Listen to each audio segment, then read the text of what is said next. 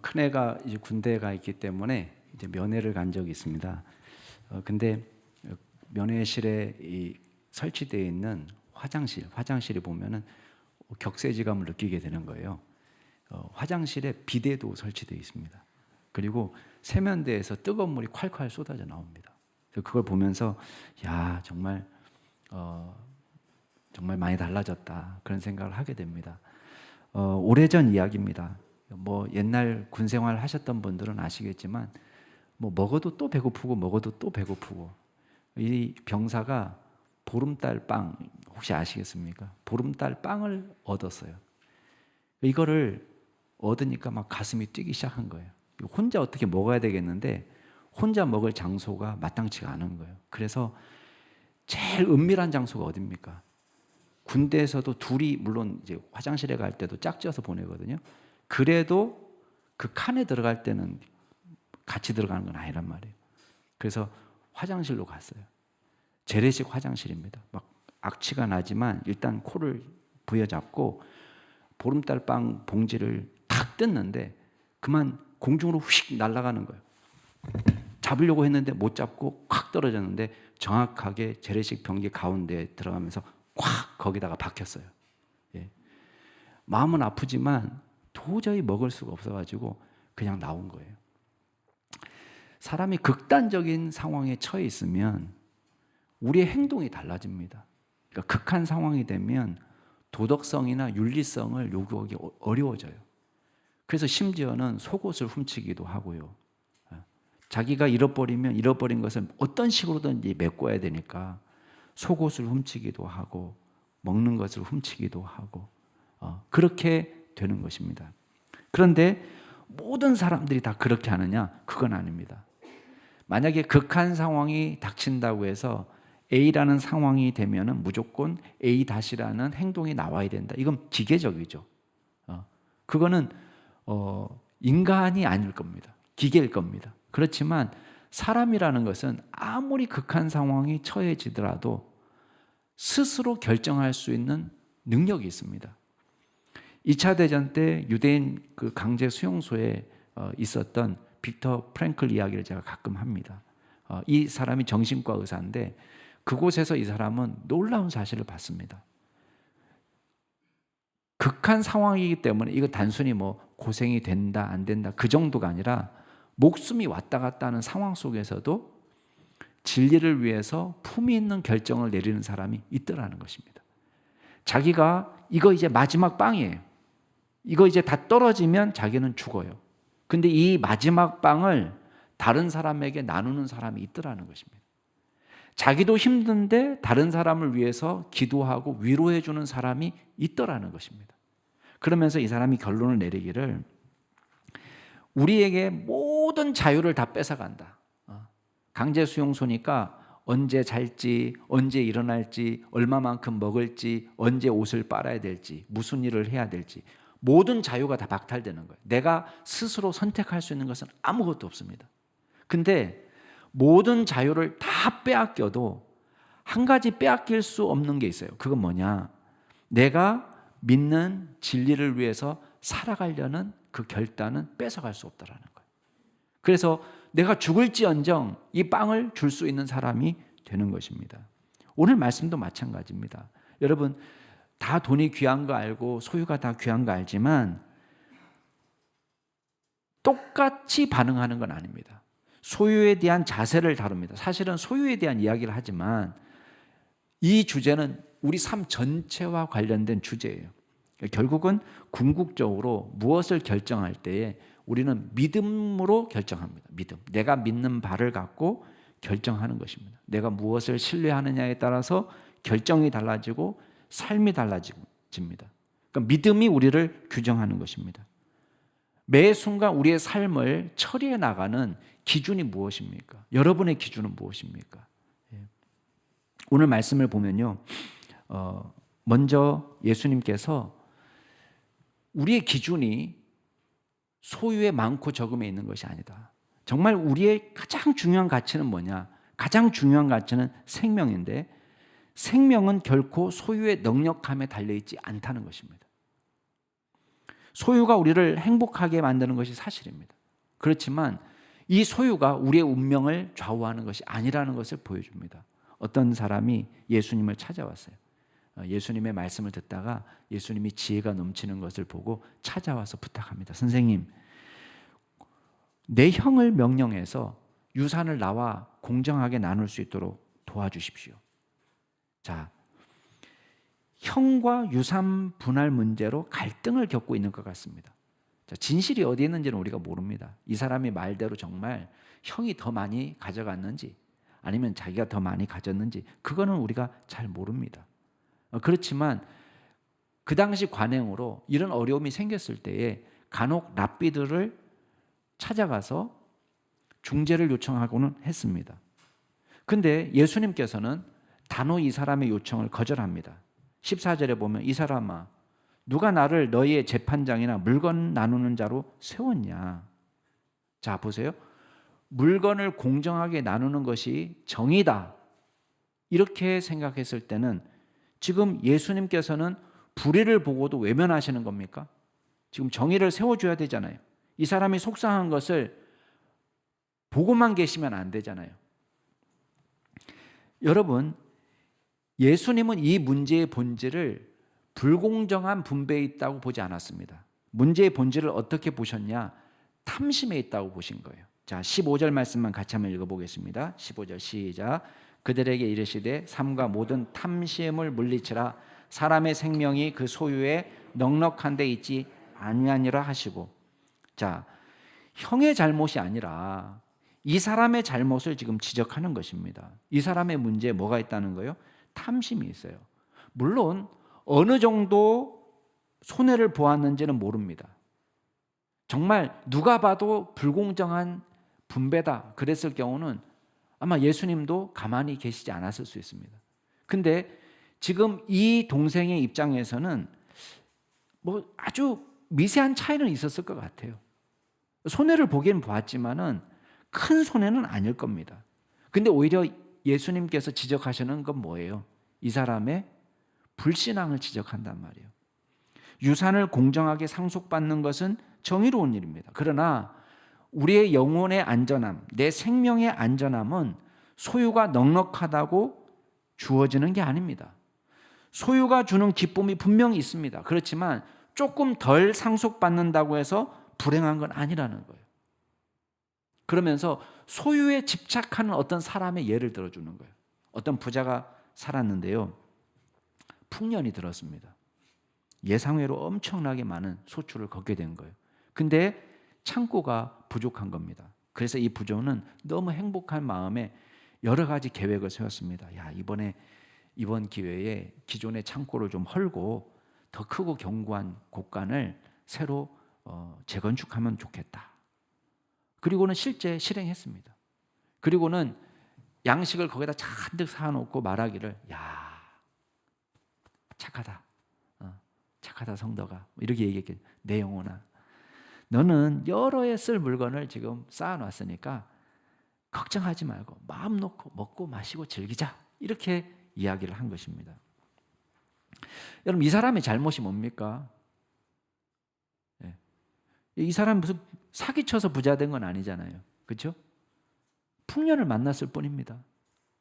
물론 이 사람이 직접 농사를 안 지었을 수는 있습니다. 하인들을 시켜서 농사를 지을 수는 있었을지 모르지만 하인을 부리는 것도 이게 지혜가 필요한 거예요. 그죠? 예. 똑같이 하인이 있다고 해서 다 풍년을 만나는 건 아니에요. 풍년의 기간이라고 해서 다 풍년이 되는 것도 아닙니다. 이 사람은 지혜가 있어서 하인들을 잘 부려서 적당한 때에 파종하고 적당한 때에 거름을 주고 적당한 때에 김을 매게 하고 어쨌든 간에 이 사람이 경영을 했어요. 경영. 그러니까 지혜로운 사람입니다. 부지런하기도 하고 지혜롭기도 하고 정직하게 돈을 벌었습니다. 우리는 칭찬할 것 같아요. 하나님, 야 착하고 충성됐다. 근데 하나님께서는 이 사람을 칭찬하지 않습니다. 20절 말씀에 뭐라고 얘기합니까? 어리석은 자라고 이야기합니다. 어리석은 자. 야, 오늘 밤에 내 영혼을 도로 찾을 거다. 그러면 내가 준비한 것이 누구 것이 되겠냐? 네가 쌓아놓은 연금, 누구 거 되겠냐? 이렇게 지금 물어보시는 거예요. 여러분, 이 사람이 잘못한 것은 정직하고 부지런하고 지혜로운 것에 있지 않습니다. 이 사람이 지금 잘못하고 있는 것은 뭐예요? 두 가지를 잊어버리고 있어요. 첫 번째 놓친 건 뭡니까? 생명의 주인이 하나님이라는 걸 놓치고 있습니다. 두 번째 놓치는 건 뭡니까? 지금 내가 가지고 있는 이 소유가 하나님 거라는 것을 잊어버리고 있습니다. 여기 보면 자꾸 반복해서 나오는 말이 있어요. 1인칭 소유격이 나와요. 나의, 내, 이게 자꾸 반복이 됩니다. 17절에 보면 곡식도 누구의 곡식이에요? 나의 곡식이에요. 내 곡식이에요. 18절에 보면 곡간도 누구 곡간이에요? 자기 곡간이에요. 나의 곡간. 나의 모든 곡식과 물건이라고 이야기합니다. 심지어는 19절에 보면 영혼도 나의 영혼이라고 이야기합니다. 1인칭 소유격이 계속 나와요. 여러분, 내 것이 어디 있습니까? 우리가 내 것이라고 착각하지만 내 것은 아무것도 없습니다. 여러분, 가장 귀하게 생각하는 우리의 영혼, 내 마음대로 안 됩니다. 내 것이 아닙니다. 내가 만들어낸 것도 아니고 내가 돈 주고 산 것도 아닙니다. 하나님이 우리에게 숨을 불어넣어 주셨습니다. 수만 가지 계획 내 겁니까? 내 계획입니까? 아닙니다. 우리가 죽으면 무용지물이 됩니다. 하나님은 그날 밤에라도 이 부자의 생명을 거둬가실 수 있습니다. 여러분, 우리가 크게 착각하는 것이 있습니다.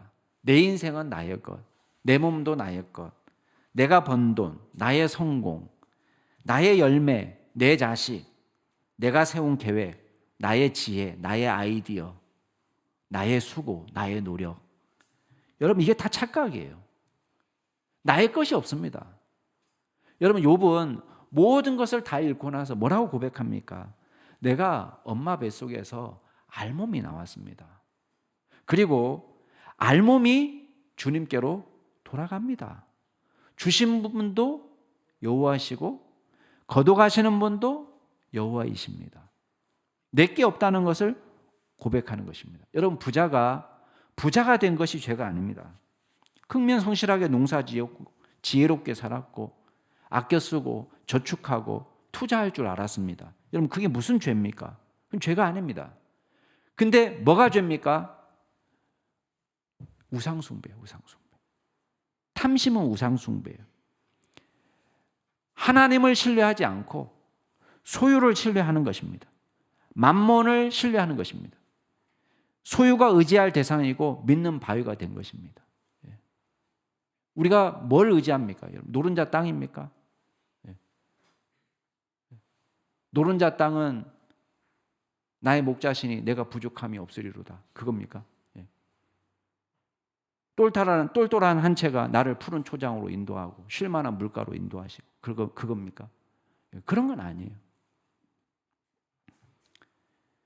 이 사람에게는 너도 없고 이웃도 없습니다. 쌓아놨지만 쌓아놓지 이웃에 대한 관심은 없습니다. 하나님도 관심이 없습니다. 그냥 여러 해 쓸 물건을 쌓아뒀으니까 평안히 먹고 쉬고 마시고 놀고 즐거워하자 착각하는 것입니다. 여러분, 소유는 우리의 신뢰할 대상이 못 됩니다.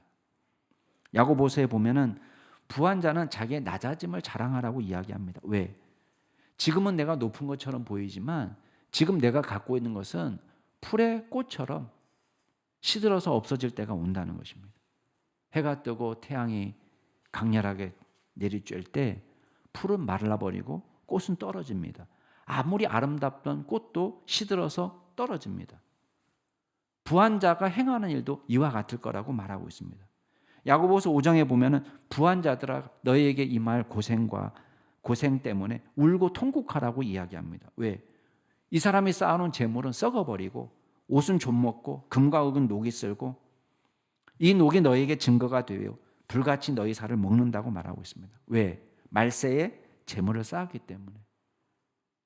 말세에 재물을 쌓아놓는 거, 그건 뭐예요? 마지막 때가 온다는 것을 기억하지 못하고 마치 내가 영원히 이 땅에서 살 것처럼 착각하면서 살았다는 것입니다. 그래도 여러분 가운데 이런 분이 계실지 몰라요. 목사님, 그래도 먹고 죽어도 그래도 돈자랑이라도 좀 하고 먹고 죽었으면 좋겠습니다. 근데 하나님 뭐라고 얘기하는 거예요? 오늘 말씀해 보니까 이 미련 곰탱이야 이렇게 얘기하는 거예요. 예. 어리석은, 물론 성경에 미련 곰탱이라고 되어 있지는 않습니다. 어리석은 자여, 그 말이 미련 곰탱이야.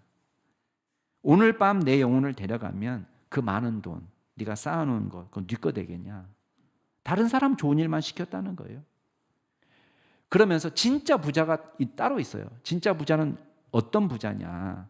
많이 배운 사람도 아니고 많이 가진 사람도 아니고, 진짜 부유한 사람은 어떤 사람이냐? 하나님께 부자인 사람이 진짜 부자예요. 하나님께 부자인 사람. 돈은 우리의 생명을 단 1분도 연장시켜주지 못합니다.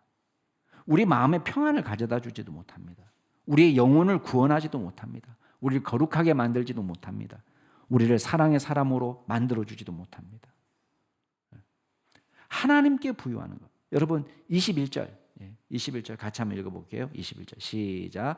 자기를 위하여 재물을 쌓아두고 하나님께 대하여 부주지 못한 자가 이와 같으리라. 이 사람의 실수는 재물은 쌓아뒀는데 뭐는 못한 거예요? 하나님께 부자가 되지 못한 거예요. 근데 진짜 부자는 뭐냐? 하나님께 부자로 사는 사람. 간단합니다. 돈에 수망을 두는 것이 아니라 하나님을 우리의 믿음의 대상으로 더 깊이 기도할 줄 알고, 주님의 음성을 들을 줄 알고, 하나님의 인도하심 따라 순종할 줄 알고, 내 멋대로 사는 것이 아니라 주님이 기뻐하는 삶을 살아갈 줄 아는 사람. 이게 하나님께 부자죠.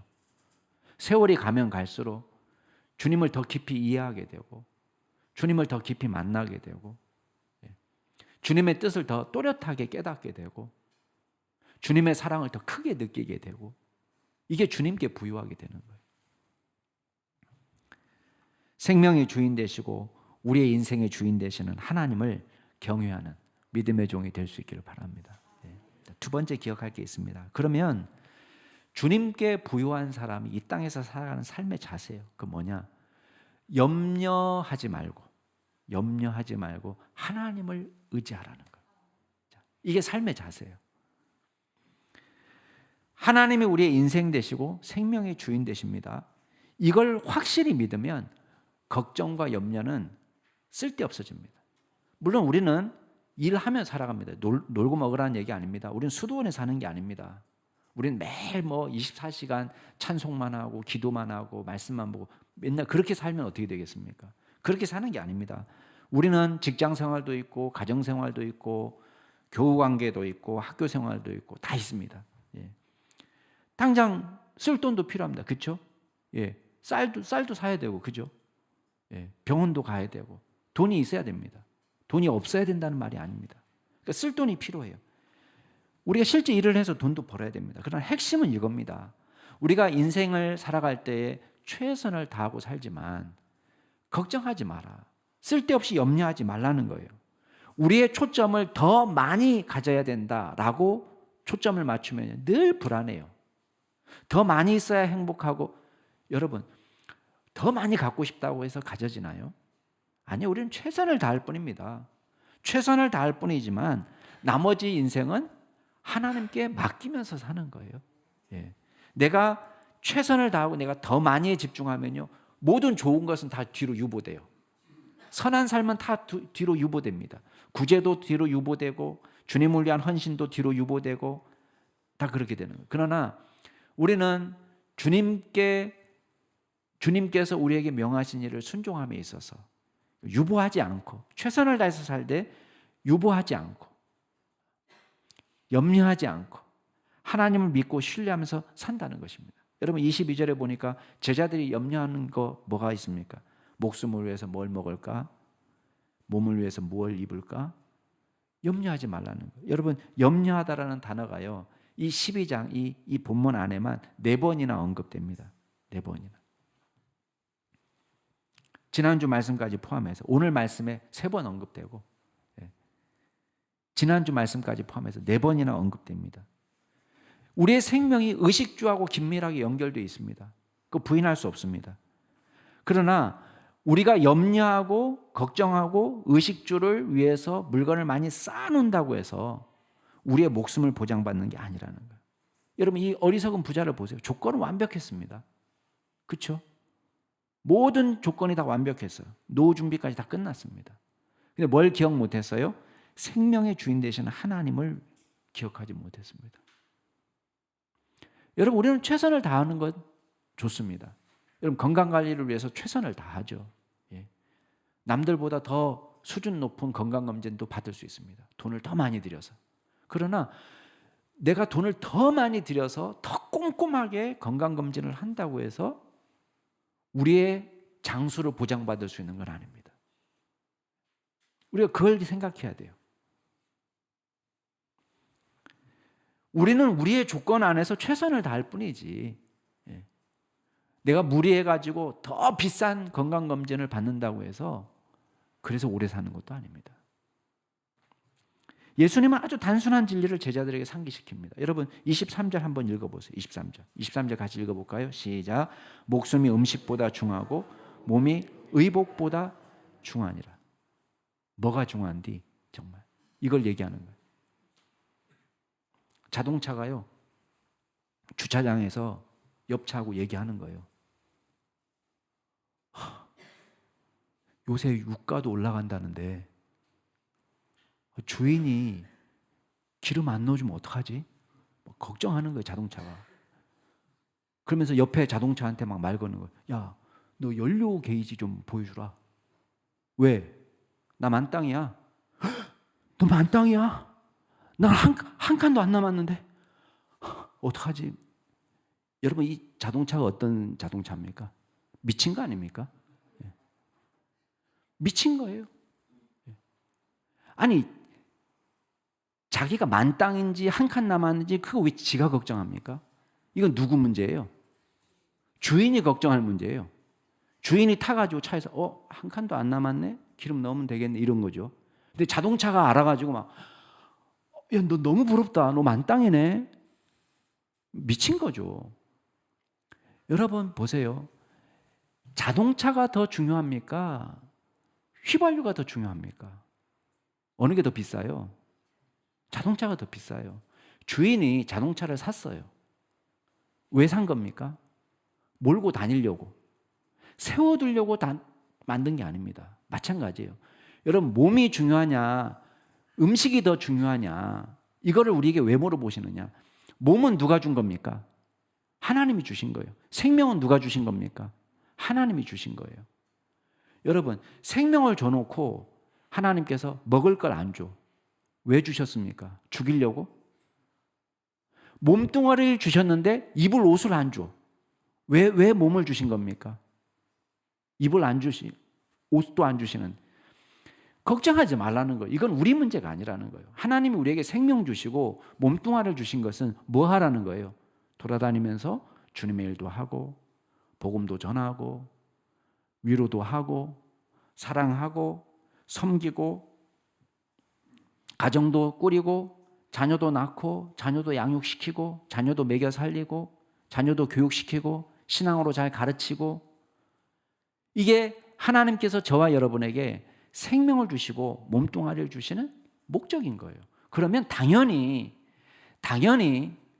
우리가 이 일을 하려면 연료가 필요하다는 걸 아셔요. 먹을 것도 필요하고 입을 것도 필요하고 집도 필요하다는 것을 아십니다. 여러분, 무슨 특수훈련 시킬 때 막 개구리만 잡아먹도록 산에 풀어놓고 3일 동안 먹을 걸 주지 않고, 그런 훈련도 있습니다. 가끔. 가끔 그런 훈련도 있지만, 그러나 일반적으로 살아갈 때는 하나님께서 저와 여러분에게 필요한 것을 공급해 주신다는 것입니다. 그러면서 두 가지 비유를 하세요. 하나는 까마귀 비유고 하나는 백합화 비유입니다. 여러분, 까마귀와 백합화의 공통점은 뭡니까?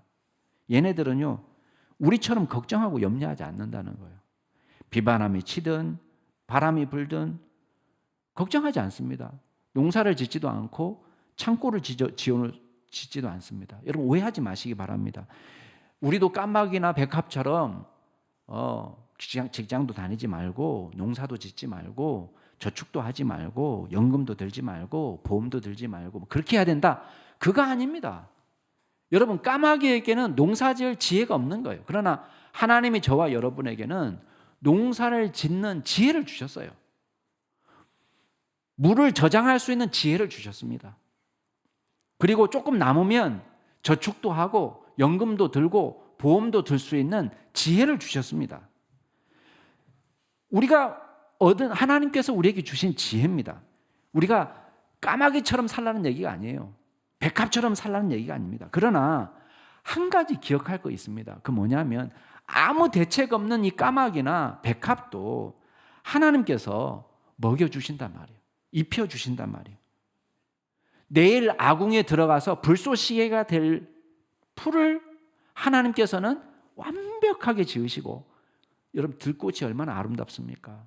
우리가 이름 몰라서 그냥 들꽃이라고 부르는 것이지 이름이 왜 없습니까? 하나님은 다 기억하는 꽃이에요. 하나님이 만드신 꽃입니다. 근데 여러분 보세요. 그 짧은 기간 화려하게 피었다가 지는 그 꽃을 위해서도 하나님께서 모든 걸 공급하신다는 거예요.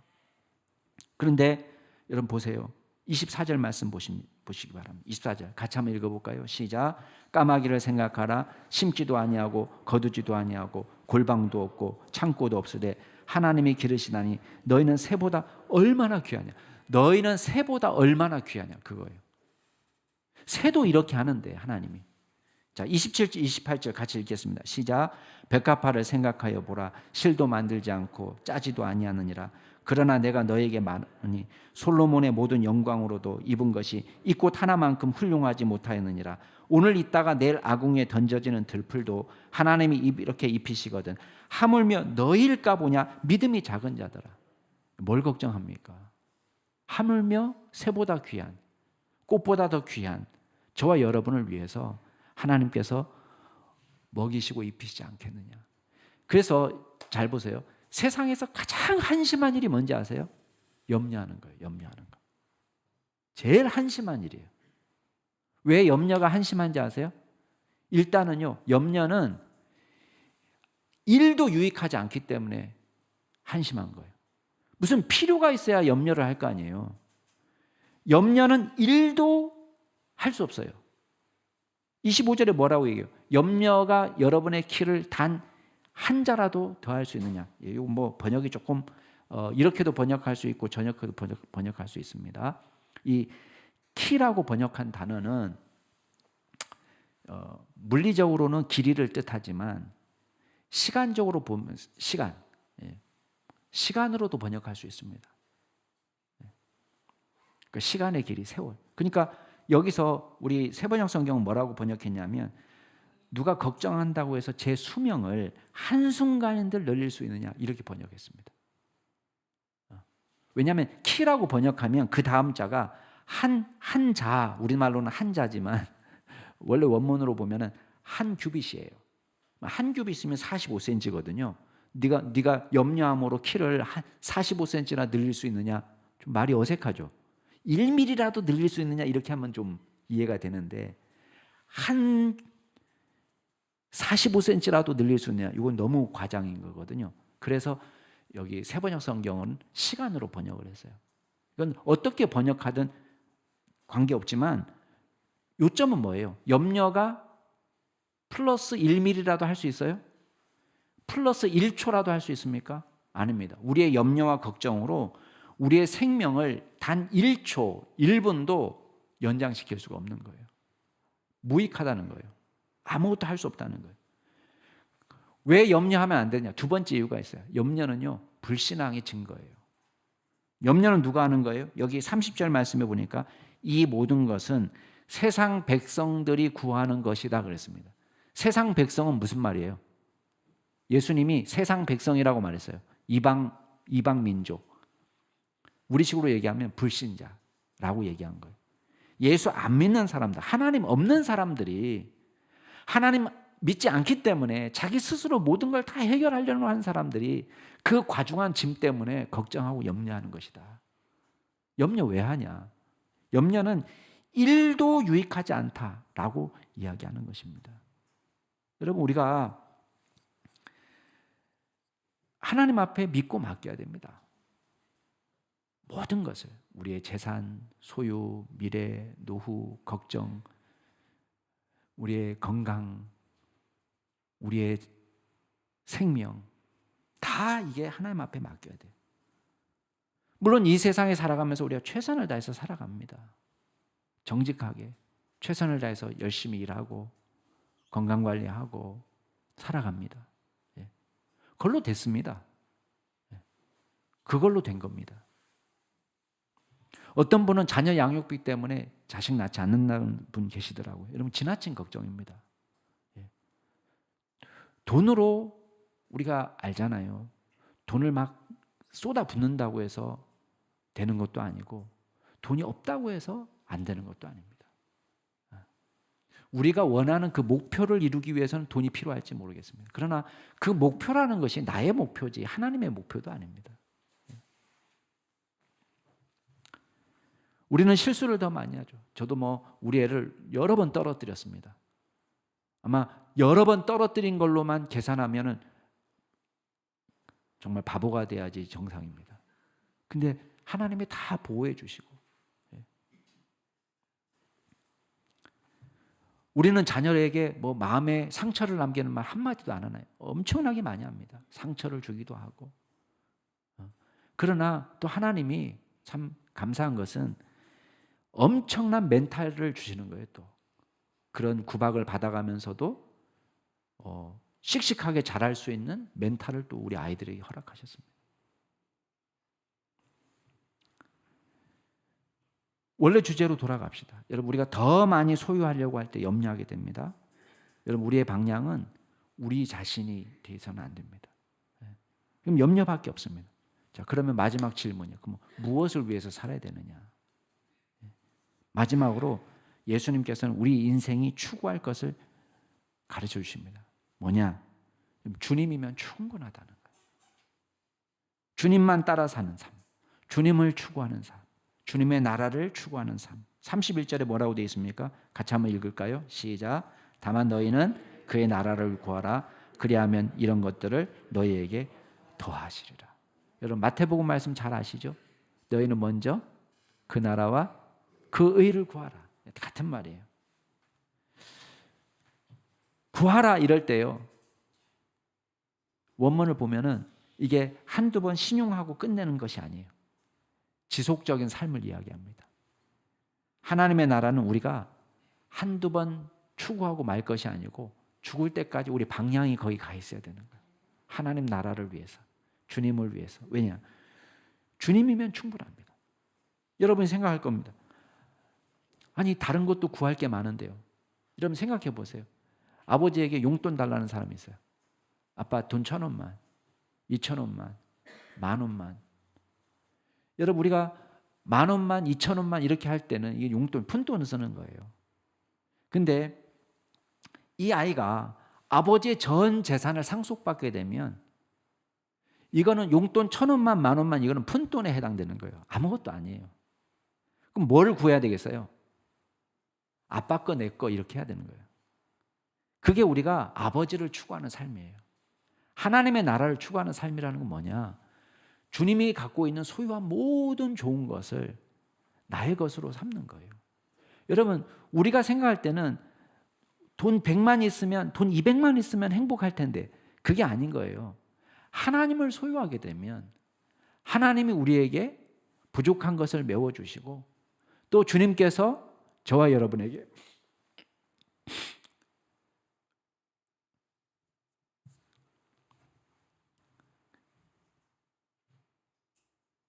위로도 주시고 소망도 주시고 기쁨도 주시고 즐거움도 주시고 그러는 겁니다. 여러분 어떤 사람은 금식하면서 하나님 앞에 기도했는데 응답이 안 됐다고 떼를 쓰고 난리를 치는 사람들 봤습니다.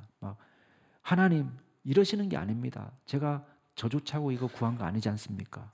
하나님 왜 그러십니까? 왜 제가 대단한 걸 구한 것도 아닌데 내 기도를 안 들어주십니까? 이렇게 떼쓰는 경우도 봅니다. 근데 생각해 보시기 바랍니다. 결국 우리가 생각하는 좋은 것이라는 것은 하나님의 나라를 추구하는 것, 그거에 비하면 극히 사소한 일입니다. 여러분 하나님 뭐라고 약속하십니까? 32절 한번 읽어보세요. 32절 같이 한번 읽어보겠습니다. 시작. 적은 무리여 무서워 말라. 너희 아버지께서 그 나라를 너희에게 주시기를 기뻐하신다. 여러분 앞에 적은 무리라고 되어 있어요. 숫자가 작다 그 뜻이 아닙니다. 보잘것없는 양떼요 그런 뜻이에요. 보잘것없는 양떼. 예수님도 아신 거예요. 제자들이 뭐 어마어마하게 화려한 스펙 가지고 있는 사람들이 지금 모여 있는 게 아닙니다. 보잘것없는 양떼예요. 그러나 이 보잘것없는 양떼가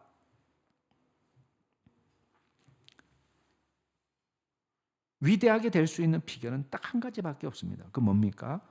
하나님의 나라를 소유하는 것. 하나님의 나라 백성으로 사는 것.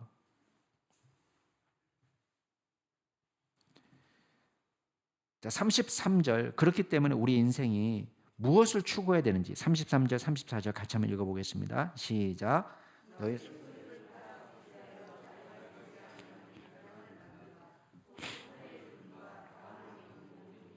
거기는 도둑도 가까이 하는 일이 없고 좀도 먹는 일이 없느니라. 너희 보물 있는 곳에는 여러분 하나님께서 기뻐하시는 일은 앞에 32절에서 그 나라를 너희에게 주기를 기뻐하신다고 그랬습니다. 그 말은 뭐냐면 우리가 주님의 나라를 구할 때에 이거는 그래 줄까 말까가 아니에요. 하나님이 줄까 말까 이게 아니라 이 부분은 반드시 주신다는 약속이에요. 왜? 그걸 기뻐하시니까. 구할 때에 하나님의 나라를 우리가 얻을 수 있다. 그러면 주님이 계시기 때문에 그걸로 충분하다는 거예요. 그럼 우리의 인생의 목표가 뭐가 되어야 되느냐? 우리는 이 땅에서 유한한 물질을 추구하는 삶에 그치는 것이 아니고 돈은 필요하면 주는 거예요. 하나님의 나라를 위해서 필요하면 얼마든지 얻을 수 있는 겁니다. 그거는 걱정하지 말라는 거예요. 유형의 물건은 하나님께서 필요하면 언제든지 공급하시는 거기 때문에 우리가 근본적으로 추구하는 삶이 뭐가 되어야 되느냐? 하늘의 보화를 쌓아두는 삶. 비유적으로 표현하면 여기 보면 33절에 보면 소유를 팔아서 구제. 자, 우리가 이 세상에서 살 때에 우리의 소유를 잘 쓰는 비결 중에 하나로 구제를 말하는 거예요. 구제. 그러면 낡아지지 않은 배낭. 이 세상의 배낭은 낡아지죠. 그래서 구멍이 터지면 뒤에 등짐지고 가는데 돈이 줄줄 샌단 말이에요. 다 없어져 버리는 거예요. 이게 쌓아지는 것이 아니고 나도 못 쓰고 쌓아놔 봐야 어리석은 부자처럼 야, 너 오늘 네 생명을 걷어가면 그 소유가 다 누구 거냐? 내 게 아니라는 거예요. 다 줄줄줄줄 다 새는 거죠. 내가 써보지 않는 거예요. 근데 낡아지지 않는 배낭은 뭐냐? 이건 하늘의 보물을 쌓아두는 거예요. 마태복음 표현대로 하면 거기에는 도둑이 훔쳐갈 일도 없고 녹슬 일도 없고 좀을 먹을 일도 없고 그러면서 34절에 마지막으로 얘기하시는 것은 너희 보물 있는 곳에 너희 마음이 있다. 결국은 우리 마음이 있는 곳이 어디냐? 그곳이 하나님의 나라가 돼야 되고요. 그렇죠? 우리가 추구하는 삶이 주님으로 충분하다. 이런 믿음을 갖고 살아야 되는 것입니다. 결국은 이 세상에 사는 동안 여러분 잘 보세요. 일방적인 구두쇠도 없고요. 일방적인 낭비가 없습니다. 자린고비는 맨날 자린고비 같아요. 먹는데 돈 안 쓸 뿐이에요. 자린고비라는 것은. 그 사람이 구두쇠이기 때문에 모든 부분에 다 구두쇠냐? 그렇지는 않습니다. 어떤 사람은 택시비도 아끼고 어떤 사람은 먹고 싶은 거 아끼고 구두쇠인 줄 아는데요. 자기가 좋아하는 걸 위해서 자기가 의미 있다고 생각하는데 확 쓰는 거를 제가 봅니다. 얼마 전에 돌아가신 우리나라의 기업가가 있습니다. 이분은 130조 자산을 갖고 있는 분이에요. 근데 이 사람이 갖고 있는 빌딩의 경비도 이 사람이 회장인 줄 몰랐어요. 하도 수수하게 입고 다니고 누구 시켜서 하지 않고 자기 스스로 비행기 티켓팅도 하고 또 어디 숙박도 예약하고 대중교통으로 움직이고 그러니까요. 이 사람 완전 구두쇠구나. 사진이 취미인데 여러분 사진 취미 가진 분들 아십니까? 이거 되게 고급스러운 취미잖아요. 왜냐면 돈이 많이 들어가는 취미예요. 근데 렌즈 하나 바꾸는데도요, 덜덜덜덜 떨었다는 거예요. 그런데 이분이 어린이 재활병원을 위해서 500억 원을 기부했다는 걸 알게 됐습니다. 그게 자기가 중요하게 생각하는데 돈을 쓰는 거예요. 어떤 분은요, 차에도 관심 없고 옷에도 관심 없고 먹는 것에도 관심 없고, 야, 검소하구나. 나중에 보니까요, 수석 있죠, 돌 모으는데 또 돈을 왕창 쓰시는 분이에요.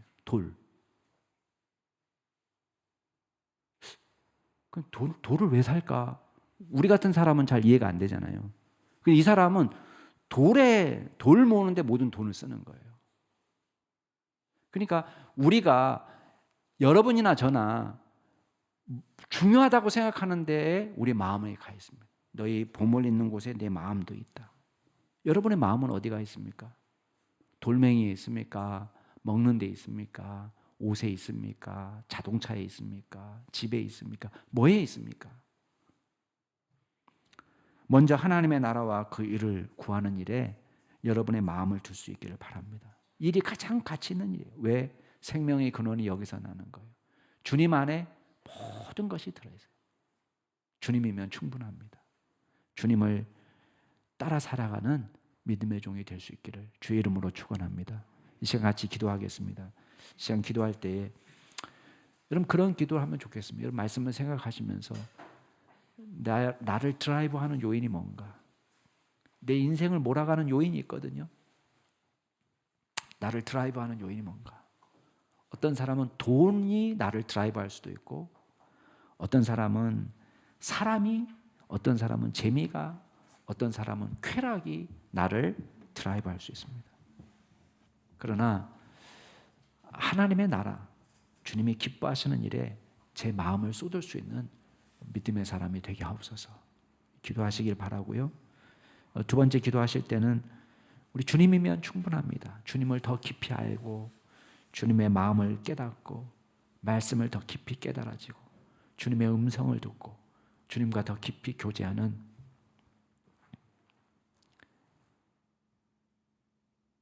믿음의 종으로 살 수 있도록 도와달라고 우리 통성으로 두 가지만 놓고 같이 기도하도록 하겠습니다. 기도하겠습니다. 아버지 하나님,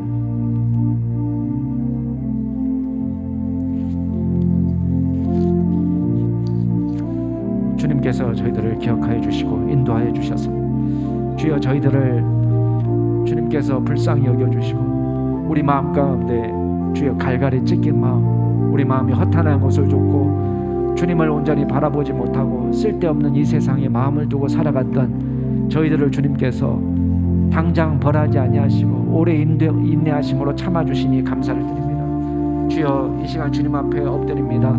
하나님께서 우리를 불쌍히 여겨 주시옵소서. 주여 우리를 움직이는 동력이 주여 돈도 아니고 사람도 아니고 쾌락도 아니게 하여 주옵소서.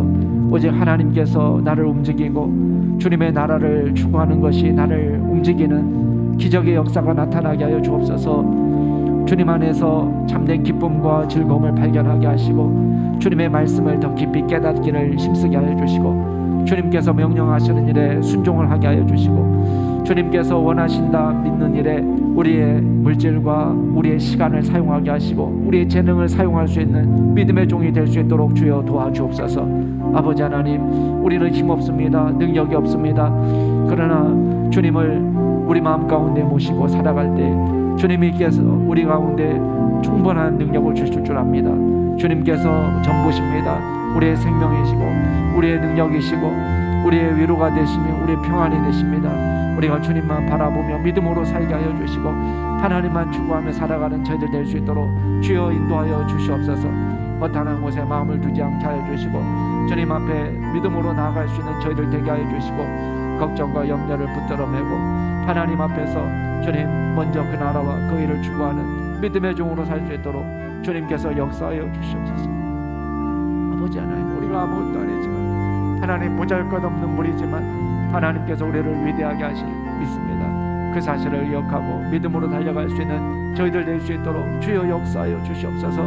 우리 남양주 중심교회 믿음의 성도들 한 사람 한 사람을 주님 기억하여 주시고 하나님 주님만 붙잡고 살아갈 수 있는 저희들 되게 하여 주시옵소서. 하나님 소유로 우리의 재능으로 우리가 우리 자신을 내세우는 것이 아니라 오직 예수 그리스도의 은혜만 사모하며 믿음 안에서 살게 하여 주시고 주님 우리의 모든 것이 되시는 하나님을 우리 가운데 주여 모시고 주님과 더불어 동행하는 믿음의 종이 다 될 수 있도록 주여 인도하여 주시옵소서.